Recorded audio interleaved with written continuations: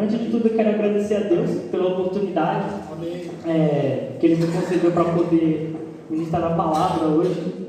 Quero agradecer ao convite também feito pelo Vitor e por toda a liderança, por todos os companheiros de liderança, irmão Flávio, irmão Pedro. Agradeço também ao pastor Jorge pela... Pensei que você tinha esquecido meu nome. Por um momento, ao pastor Jorge, pela confiança também de ceder o púlpito para a gente poder ministrar a palavra. A igreja do Parque do Lago não é simplesmente mais uma igreja do setor, mas é uma igreja onde eu tenho muitos amigos, e eu sou grato a Deus pela vida deles. Glória a Deus. E é isso, sou feliz por ter vocês como meus amigos, os jovens dessa igreja. E hoje eu quero falar sobre tentação. A revista dos jovens, visto que hoje é um culto de jovens e adolescentes, a revista dos jovens hoje encerrou um trimestre falando sobre tentação. E eu gostaria de concluir, no caso, trazer um complemento a mais nesse ensino, no mesmo texto que eles usaram, está lá em 1 Coríntios, capítulo 10. Então a gente vai ler 1 Coríntios, capítulo 10.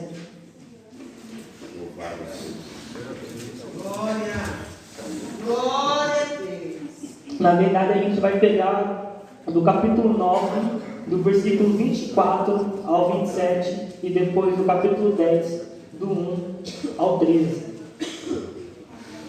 Glória a Deus.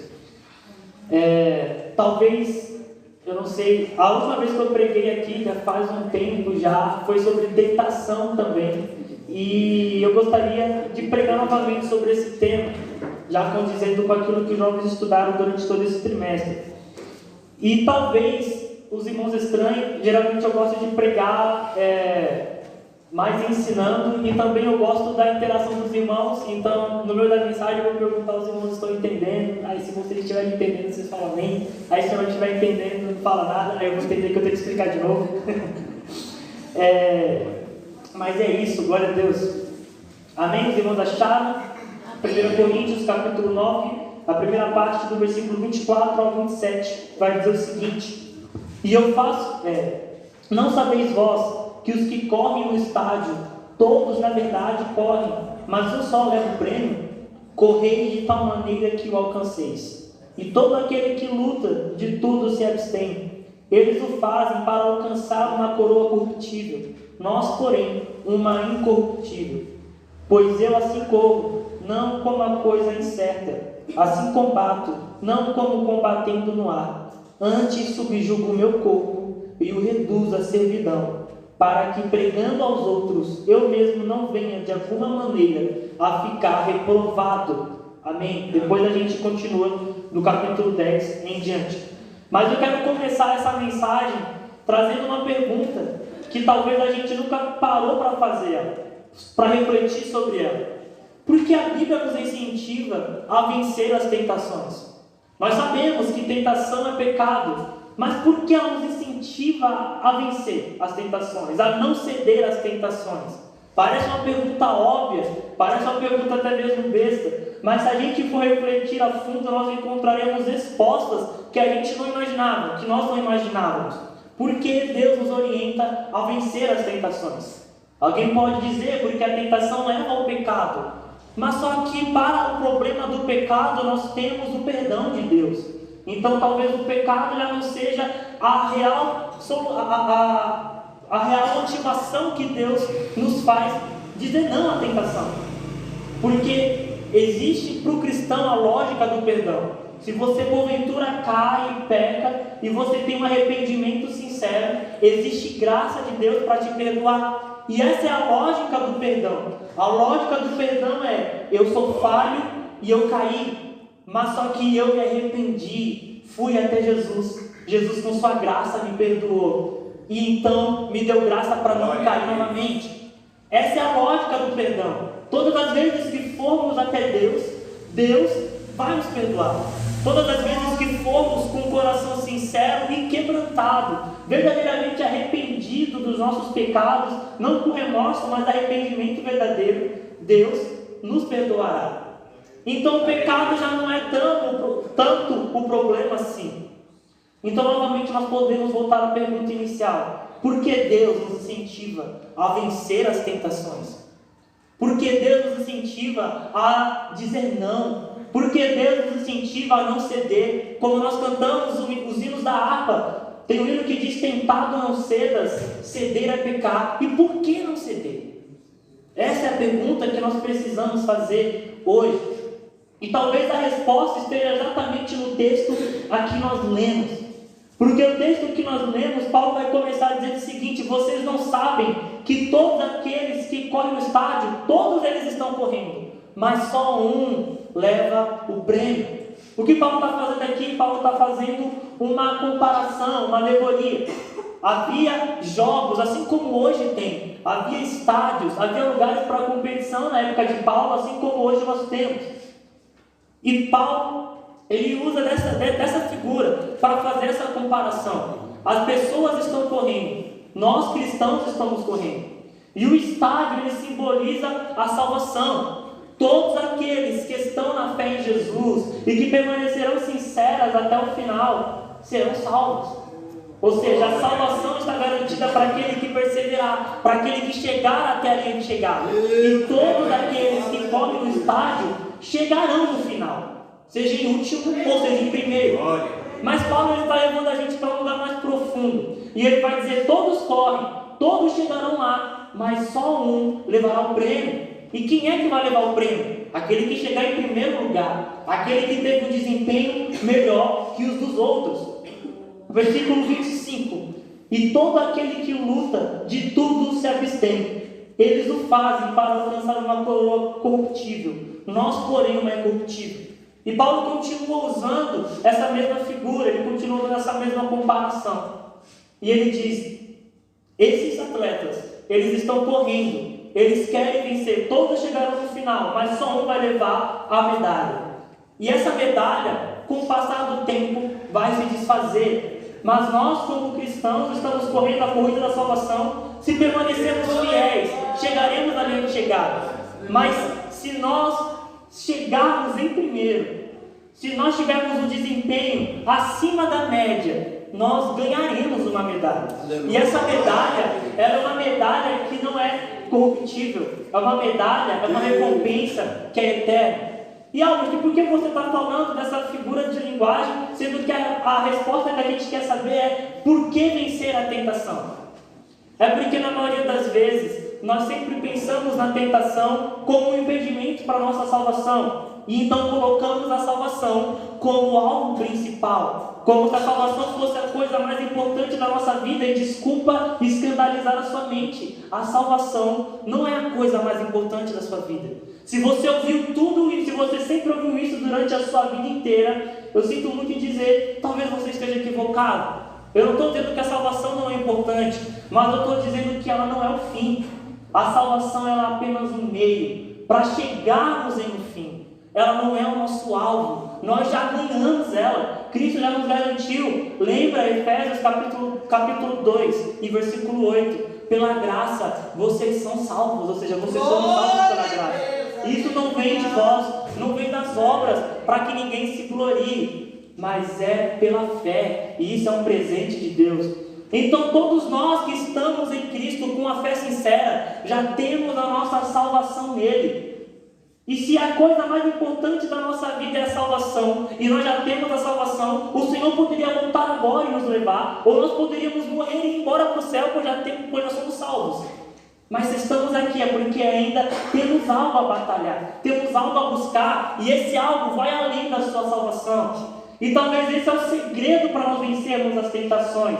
Porque quando nós vencemos as tentações, nós estamos vivendo uma vida que é acima da média da maioria das pessoas. E se você vive uma vida que é acima da média da maioria das pessoas, você não só vai chegar na linha de chegada, mas você vai ganhar a medalha. Porque no reino do céu o importante não é só chegar, como a gente diz aí quando alguém pede uma competição: o importante é competir. Não, no reino dos céus o importante é chegar e ganhar a medalha. Ganhar a medalha, ganhar a recompensa.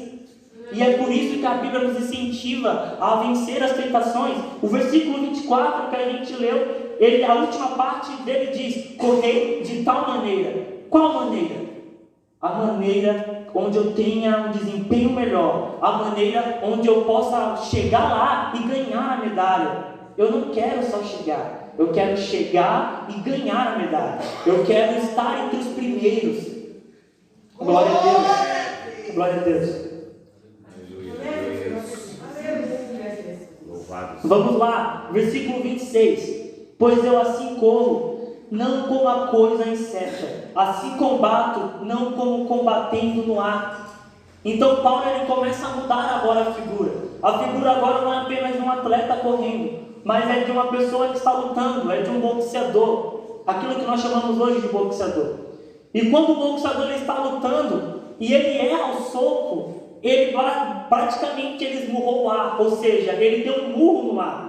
E Paulo está falando: eu não luto dessa maneira, eu não luto para simplesmente dar um murro no ar, eu luto para acertar, eu luto para nocautear, ou seja, os meus socos eles são certeiros. Em outras palavras, eu não quero só lutar até o gongo soar e acabar a luta, eu quero lutar para ganhar. Para ganhar o quê? A medalha. Para ganhar o quê? A recompensa. Para ganhar o quê? O título que tem depois da luta, se eu vencer ela. Versículo 27. Antes subjugo o meu corpo e o reduzo à servidão, para que pregando aos outros, eu mesmo não venha de alguma maneira a ficar reprovado. E aqui a gente termina essa primeira parte com esse versículo. Paulo ele está dizendo o seguinte: e agora que eu disse tudo isso para vocês, agora que eu já fiz vocês entenderem que a nossa corrida, ela não é simplesmente para chegar lá, mas é para ganhar a medalha. Agora que eu fiz vocês entenderem que quando nós estamos batalhando a fé cristã, não é simplesmente até Jesus voltar a gente vai levando, não é dessa maneira, mas nós lutamos com algo certo. Nós lutamos para ganhar aquilo que tem depois da corrida, lutamos para ganhar aquilo que tem depois do combate. E por causa disso, assim como um atleta comum, se ele quer vencer, ele quer ter um desempenho melhor do que as outras pessoas da média, ele tem que se abster de várias coisas, ele tem que fazer uma dieta, ele tem que treinar bem. Assim eu também, Paulo, como cristão, eu me abstenho de muitas coisas. Em outras palavras, eu digo não a muitas tentações, eu renuncio muitas coisas, porque eu não quero só chegar no final, eu quero chegar e ganhar a recompensa. Talvez algumas pessoas não estão entendendo o que eu estou querendo dizer, e eu quero ler com vocês Apocalipse capítulo 3, versículo 12. Talvez isso elucide um pouco mais daquilo que nós estamos falando.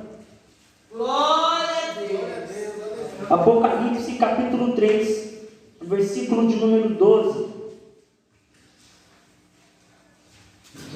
Vai dizer o seguinte: farei do vencedor. É aquele que chegar no final somente? Não, mas é do vencedor. Eu farei do vencedor uma coluna no santuário do meu Deus, e dali ele jamais sairá. Escreverei nele o nome do meu Deus e o nome da cidade do meu Deus, a nova Jerusalém, que desce do céu, da parte de Deus, e também escreverei nele o meu novo nome.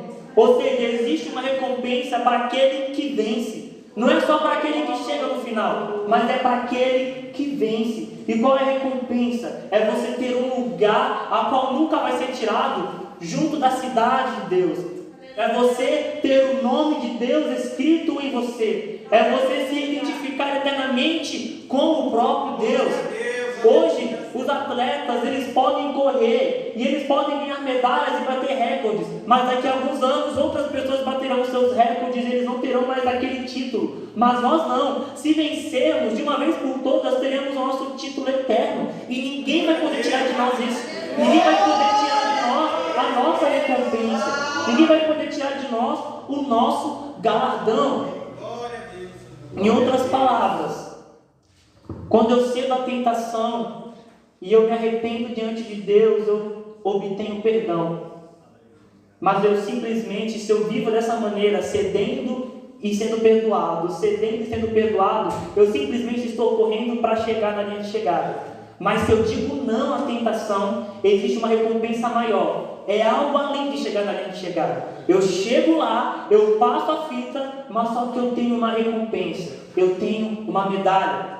Então, respondendo a pergunta inicial, por que a Bíblia nos incentiva a dizer não à tentação? Não é só para você garantir a sua salvação, porque a Bíblia mostra que ela não é a coisa mais importante, mas ela é um meio. Para quê? Eu digo não à tentação, porque quando eu digo não, eu tenho uma recompensa lá. Quando eu me abstenho aqui, eu tenho uma corrida melhor. Lembra o que Hebreus 12 diz? Agora a gente tem uma grande nuvem de testemunhas olhando para nós. E ele está falando dos heróis da fé, de Hebreus 11.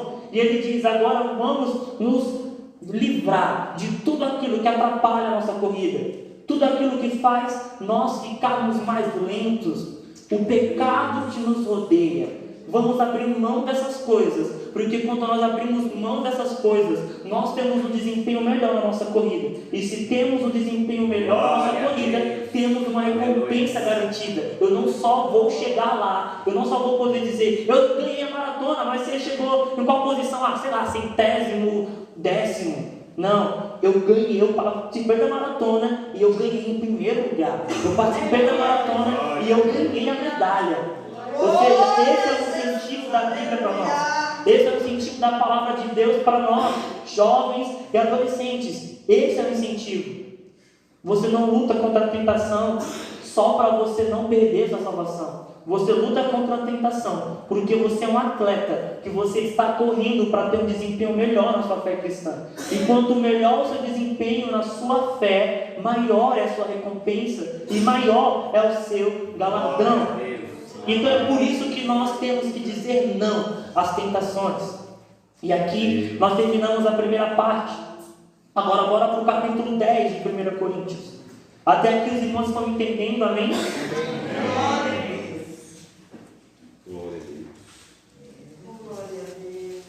1 Coríntios capítulo 10, verso 1.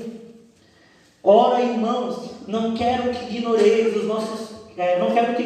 que nossos pais estiveram todos debaixo da nuvem, e todos passaram pelo mar, e todos foram batizados em Moisés, na nuvem e no mar, e todos comeram de uma mesma comida espiritual, e beberam todos de uma mesma bebida espiritual, porque bebiam da pedra espiritual que os seguia, e a pedra era Cristo. Mas Deus não se agradou da maior parte deles, por isso foram prostrados no deserto. E estas coisas foram-nos feitas em figura, para que não cobicemos as coisas más como eles cobiçaram. Não vos façais, pois, idólatras como alguns deles, conforme está escrito. O povo assentou-se a comer, a beber, e levantou-se para folgar. 8. E não forniquemos, como alguns deles fornicaram, e caíram num dia 23.000. E não tentemos a Cristo, como alguns deles também tentaram, e pereceram pelas serpentes. E não murmureis, como também alguns deles murmuraram. Ora, todas estas coisas lhes sobrevieram como figuras, e estão escritas para aviso nosso, para quem já são chegados os fins dos séculos. Aquele, pois, que cuide estar em pé, olhe que não caia. Não veio sobre vós tentação senão humana, mas fiel é Deus, que não vos deixará tentar acima do que podeis. Antes, com a tentação, dará também o escape, para que a possais suportar. Amém. Agora que nós entendemos o porquê temos que dizer não às tentações, que é por conta de uma recompensa que existe além da salvação. A salvação foi dada de graça, mas a recompensa deve ser conquistada. Agora que nós entendemos essas coisas, nós podemos entrar nos versículos do capítulo 10. E Paulo continua, falando ainda sobre tentação, falando ainda sobre esse mesmo tema que nós estamos estudando, meditando, enfim, que estamos refletindo hoje. E ele vai fazer uma comparação com o povo de Israel no deserto. Ele vai dizer, os nossos pais estiveram todos debaixo da nuvem e todos passaram pelo mar. O que ele está querendo dizer aqui no versículo 1? Em primeiro lugar, ele está fazendo a comparação com o povo de Israel e a igreja. E ele está falando, o povo de Israel passaram pela nuvem e passaram pelo mar. Êxodo capítulo 13, versículo 21, vai dizer que todo o povo de Israel teve a presença constante de Deus. Como? Na nuvem de dia e na coluna de fogo à noite. Então agora eu quero que vocês comecem a imaginar comigo milhões e milhões de pessoas saindo do Egito. Eram escravos, recém-escravizados, eles estão saindo. Eles viram muitos milagres acontecendo lá para eles saírem de lá.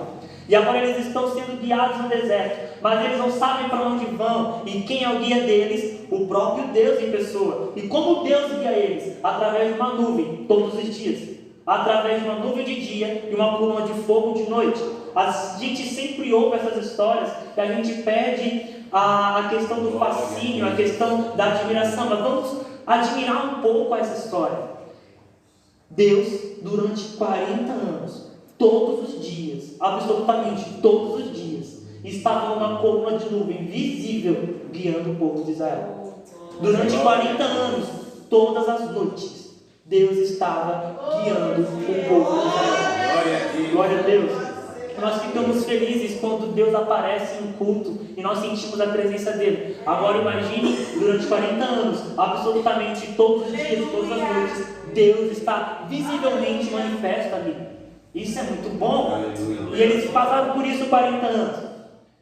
E depois que eles saíram do Egito, a nuvem já estava com eles de dia e de noite. Mas o que acontece? Êxodo 14, verso 21 e 22. A Bíblia vai dizer que o povo de Israel encontra um mar. E esse mar esse mar é um obstáculo que eles precisam passar, que eles precisam atravessar. Porque os egípcios estão seguindo eles atrás. Então o que eles fazem? Vai reclamar com Moisés, Moisés reclama com Deus, Deus fala, eu quero que vocês marchem, estende a mão, Moisés estende o cajado, Moisés estende o cajado, sopra o vento e o mar se abre. Novamente, uma parada para o nosso fascínio. O mar se abriu, e não ficou, e eles não passaram com seus pés na lama, porque quando você molha a terra, fica cheio de lama, mas eles passaram enxuto, ou seja, seco. Assim como nós pisamos essa cerâmica aqui, eles passaram. O mar se abriu, mais de milhões e milhões de pessoas passaram por aquele mar. Glória a Deus. Glória a Deus. Isso é que o versículo 1 de 1 Coríntios 10 está fazendo a gente lembrar. Agora o versículo 2. E todos foram batizados em Moisés na nuvem e no mar. O que significa isso? Ser batizado aqui significa se identificar com, ou seja, eu olho para alguém, eu me identifico com a mensagem daquela pessoa, eu recebo aquilo que aquela pessoa está falando e está fazendo. Assim como Jesus ele manda nós batizarmos os novos discípulos, não é só batizar literalmente nas águas, mas é fazer com que eles se identifiquem com a mensagem do Evangelho. Por isso que diz depois, ensinando todas as nações. Eu ensino, então a pessoa recebe, então ela é batizada. Da mesma maneira que todos foram batizados em Moisés, todo o povo de Israel, todos aqueles milhões e milhões de israelitas, eles se identificaram com Moisés. Êxodo 14, 31 diz que o povo, depois que eles viram a nuvem e a coluna de fogo, depois que eles viram o mar vermelho se abrindo e depois se fechando sobre os egípcios, eles olham para Moisés, se identificam com ele e começam a temer a Moisés. Nós temos o costume de reclamar de nossos líderes políticos, e talvez nós tenhamos muita razão, nossos líderes políticos não são dos melhores, mas não havia motivo para reclamar de Moisés. Moisés era o melhor líder que se podia ter. Moisés estava o tempo todo na presença de Deus, e todo o povo de Israel era liderado por Moisés, ou seja, eles foram batizados em Moisés, se identificaram com Moisés, com a sua mensagem, todos eles. Versículo 3, todos comeram de uma mesma comida espiritual, ou seja, todos eles comeram do maná espiritual. Todos eles, durante os 40 anos, tiveram o maná, o pão do céu, descendo todas as manhãs sobre eles. Versículo 6. Não, pulei muito aqui. Versículo 4. E beberam todos de uma mesma bebida espiritual. Então a gente tem nuvem de dia, coluna de fogo à noite. A gente tem a lembrança de um mar que se abriu. A gente tem o maná todos os dias. E agora o povo está com sede. E o povo precisa de água. E no deserto não tem água. Então o que eles vão fazer? Vai reclamar com Moisés, Moisés vai reclamar com Deus, e Deus vai falar, bate na rocha, e a rocha vai sair água. Então sai água da rocha. Então eles bebem água de um lugar que era improvável que saísse água. E isso aconteceu porque Deus estava naquela rocha. A Bíblia vai dizer que a pedra era Cristo, ou seja, Cristo estava ali. Glória a Deus. Versículo Agora chega o versículo 5. Mas Deus não se agradou da maior parte deles, por isso foram prostrados no deserto. Albert, por que então trazer a história de Israel para dizer que a maioria deles morreram no deserto? E talvez, não só a maioria, né, mas todos que saíram do Egito, da geração que saiu do Egito, ninguém entrou, somente Josué e Caleb, nem mesmo Moisés entrou na terra prometida. Eles peregrinaram pelo deserto, mas só Josué e Caleb entraram, e as pessoas que nasceram no deserto. Por que você está falando sobre isso, Albert? Porque todos eles viram os milagres de Deus. Todos eles viram as obras de Deus. E o que isso tem a ver com a gente hoje? Porque nós, como igreja, todos participamos das bênçãos da salvação. Todos participamos das bênçãos do Evangelho. Jesus morreu na cruz, nos salvou, nos deu o Espírito Santo, nos deu dons, Jesus nos deu perdão, Jesus nos deu graça, Jesus nos deu uma promessa de vida eterna, Jesus deu todas essas coisas. Assim como o povo de Israel tinha todas as bênçãos de Deus. Mas é possível você ser salvo. É possível você ter todas as bênçãos de Deus e no final de tudo ser como o povo de Israel, não agradar a Deus. E isso aqui é uma notícia que deveria deixar a gente alarmado. Como assim eu posso ser salvo, eu posso ser amado por Deus e ao mesmo tempo posso não ser agradável a Ele? Por que o povo de Israel não foi agradável a Deus? 1 Coríntios 10, os próximos versículos vai dizer: porque eles fornicaram, porque eles prostituíram, porque eles idolatraram, porque eles murmuraram, porque eles reclamaram. Ou seja, todas as vezes que as tentações vinham, eles cediam. Deixaram de ser povo de Deus? Não deixaram de ser povo de Deus. Deixaram de ter as promessas de Deus? Não deixaram de ter as promessas de Deus. Mas deixaram de ser agradáveis a Deus. Deixaram de receber recompensa de Deus. Então é possível que você seja salvo, que você tenha todas as bênçãos de Deus, mas por sempre estar cedendo às tentações, você não se torna agradável a Deus. Você pode até chegar lá, mas não vai ter recompensa nenhuma para você. Mas Albert, simplesmente estar no céu já é uma recompensa? Não, meu amigo. Se a Bíblia incentiva a gente a buscar as recompensas, é porque existe algo ainda melhor do que simplesmente estar no limite geográfico que é o céu. E esse é o incentivo da Bíblia. Não ceda às tentações. Por quê? Você pode perder sua salvação? Pode sim, também. Mas esse não é o foco principal. É porque você pode deixar de ser agradável a Deus. E se você não lhe é agradável, você não tem recompensa de Deus. Agora a gente vai pular para o versículo 13. Porque nós já entendemos o porquê temos que vencer as tentações. E aqui nós já estamos encerrando. Nós já entendemos por que temos que vencer as tentações. Nós já entendemos que é possível ser salvo, mas não ser agradável a Deus. É possível ser amado por Ele e não lhe ser agradável. Mas então a gente precisa agora responder a pergunta: então como eu faço para vencer as minhas constantes tentações? Como eu faço para vencer as minhas constantes lutas, provas e assédios do pecado? Nós entramos no versículo 13, a solução para tudo isso.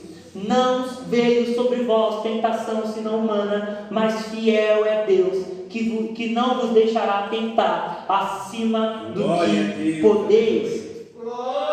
Antes, com a tentação, dará também o escape, para que a possais suportar. O que a Bíblia está dizendo é que Deus, Ele é suficientemente fiel para não permitir que nenhum de nós, que nenhum dos jovens, que nenhum dos adolescentes, das irmãs, irmãos, crianças, não importa a sua idade, Deus é suficientemente fiel para te ajudar a vencer as suas tentações, para te ajudar, para te dar escape. Deus é suficientemente fiel para isso.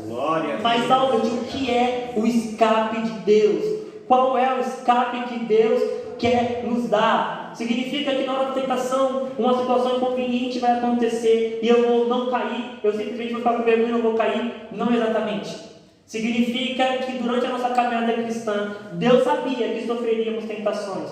Deus sabia que haveria pecados que são como pecados insistentes, são como manchas que não te deixam em paz. E que por mais que você lute, Ele continua lá. E por mais que você tente, Ele continua te assediando. E por mais que você não quer pecar, você acaba caindo de novo nele. Porque a tentação é muito grande, porque a tentação é muito forte. E os jovens e adolescentes, nós passamos por isso de uma maneira muito grande. Há pecados que são insistentes. Existem pecados que parecem não largar do nosso pé. Não importa o quanto oremos, o quanto jejuemos, o quanto vigiemos, ele sempre está lá. E nós podemos até pensar, é uma tentação muito grande para eu suportar. É uma tentação grande demais para mim, eu não vou conseguir. Mas a palavra de Deus, ela traz uma solução. Ela diz que Deus é fiel para não deixar a gente ser tentado além do que a gente possa suportar. Então, por mais que você ache que não consegue vencer, a Bíblia te garante, se você está passando, você vai conseguir vencer, porque eu sou suficientemente fiel para não deixar você perder essa luta. Mas, Albert, qual é a garantia que eu tenho que eu vou vencer? E nós encerramos com esse versículo. Qual é a garantia que eu tenho de Deus que eu vou vencer as minhas tentações? Qual é a garantia que eu tenho que eu vou vencer os meus pecados? Qual é a garantia que eu posso ter? Foi falado aqui sobre Noé. Qual é a garantia que eu posso ser um Noé na minha geração injusta, na minha geração pervertida, onde o pecado já é normal, onde a homossexualidade é normal, onde o lesbianismo é normal, onde a fornicação é normal, onde a mentira, o orgulho é normal, onde dormir com várias mulheres, pegar várias meninas, pegar vários meninos é normal? O que eu posso fazer? O que me garante que eu serei um Noé nessa geração? Nós vamos para Hebreus, capítulo de número 4. Aleluia, Jesus. Versículo de número 14. Hebreus, capítulo 4, versículo de número 14.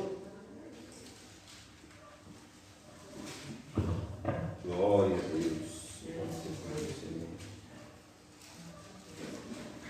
Hebreus 4, 14 vai dizer o seguinte: portanto, visto que temos um grande sumo sacerdote que adentrou os céus, Jesus, o Filho de Deus, apeguemo-nos com toda a firmeza à fé que professamos, pois não temos um sumo sacerdote que não possa compadecer-se das nossas fraquezas, mas sim alguém que, como nós, passou por todo tipo de tentação, porém sem pecado.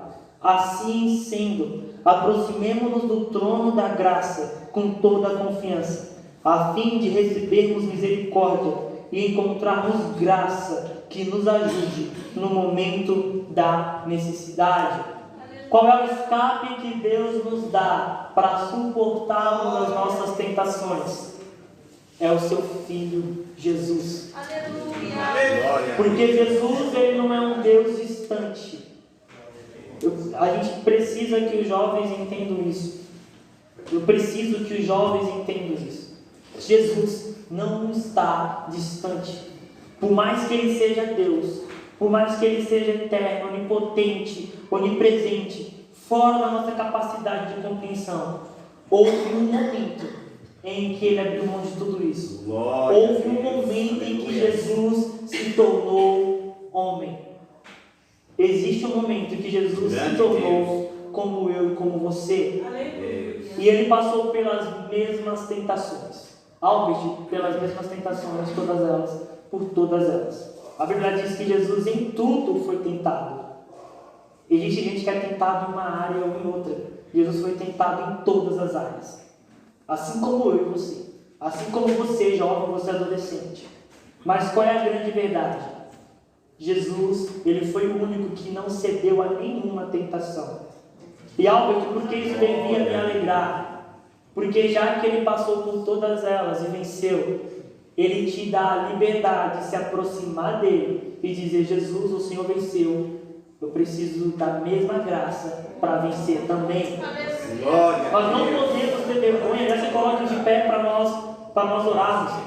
Nós não podemos ter vergonha de chegar diante do Senhor e confessar os nossos pecados, e confessar as nossas tentações. Nós não podemos ter vergonha de chegar diante de Jesus e falar: Jesus, eu estou sendo tentado nessa área. Jesus, eu estou sendo tentado na pornografia. Jesus, eu estou sendo tentado na mentira. Eu estou sendo tentado no meu trabalho. Aquele menino não larga do meu pé. Aquela menina não para de mandar mensagem. Jesus, eu não consigo, o patrão sempre está me levando a fazer um caixa 2. Jesus, eu não consigo, a tentação está grande. Eu não sei qual tipo de tentação você passa, pode ser qualquer uma. Jesus passou por todas e venceu todas, para que eu e você pudéssemos chegar a Ele. E ao chegar a Ele, pudéssemos dizer: Jesus, me ajuda. Jesus, me dá graça. Esse é o escape de Deus. Então agora nós vamos orar. E eu quero que você apresente diante de Deus a sua tentação. Eu quero que você apresente diante de Deus a sua dificuldade. Albert, minha dificuldade em orar, minha dificuldade em ler a Bíblia, minha dificuldade é não pecar, é não acessar aquele site, é não ver aquilo, é não conversar com fulano, é me afastar de Beltrano. Eu não sei, mas nós vamos orar. Nós vamos orar. E você vai colocar diante de Jesus a sua necessidade. Amém? Jesus, nós estamos aqui diante do Senhor. Jesus, nós estamos como pessoas necessitadas de Ti. Jesus, nós somos pecadores. Pai amado, nós somos, ó Deus, pessoas sujeitas a todos os tipos de tentações. Mas Jesus, o Senhor venceu todas elas. Jesus, nos colocamos aqui pedindo a Tua graça para a gente vencer as nossas batalhas, para nós vencermos as nossas tentações. Nós precisamos da Sua graça. O Senhor morreu na cruz para que pudéssemos andar em santidade. Nos dá a Sua graça. Perdoa agora os nossos pecados. E nos dá graça hoje para vencer a tentação de hoje, para vencer a tentação dessa semana. Nos dá graça para nos mantermos santos como Noé. Nos dá graça para vencermos como o Senhor venceu. Em Teu nome, Jesus, ajuda estes jovens. Em Teu nome, Jesus, revela o Evangelho a cada um de nós de maneira pessoal e personalizada. Em Teu nome, Jesus. Em Teu nome. Amém. Amém. Deus abençoe. Glória a Deus.